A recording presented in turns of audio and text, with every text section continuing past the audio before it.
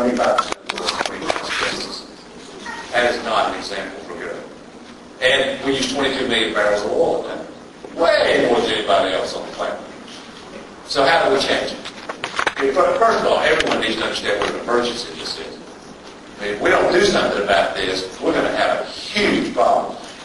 3 to 8 degree temperature change, 4 to 8 degree temperature change on the face of the planet. Hundreds of millions of people migrating, political upheaval, not enough food, not enough water. This is what could happen. And we're near the tipping point. Right now, today, here's what I believe we ought to do. You're going to hear from me tonight as I answer your questions as I talk. I'm not about generalities. I'm going to tell you, you may not vote for me. I hope you do. I'm asking for your vote. But whether you vote for me or not, you're going to know what I stand for. And you're going to know what I want to do as president.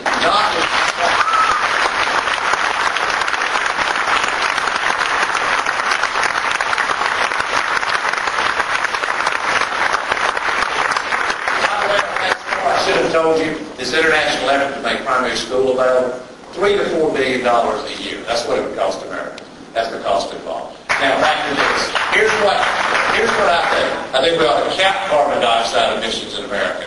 We ought to ratchet that cap down every year. We ought to auction off the right under the cap to emit greenhouse gases and generate $30 to $40 billion. That money, at least the majority of it, should go to transforming the way we use energy in America.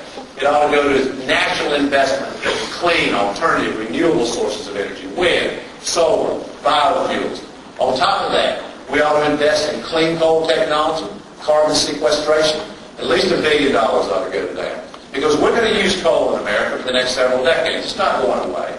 We're going to have to use it. So we ought to do it in a clean way that doesn't do damage to our environment. And we ought to cap. And cap meaning ban any building of any more coal-fired power plants in America unless and until they have clean coal technology, the capacity to capture the carbon that's being emitted. Those are the things we ought to do. $1 billion of that money ought to go to the car industry so they can enter America, so that we can create new fuel-efficient vehicles. We shouldn't be following. We should be leading on that front. And by the way, if we do this the right way, we can create 1 million plus, not blue-collar jobs, but what we like to call green-collar jobs. Jobs that are a direct result of change.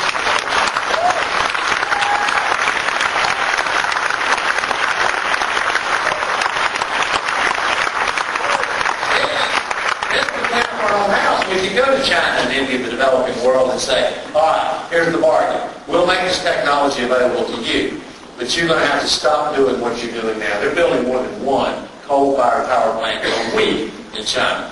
None of them are scrubbed. They're fast approaching us.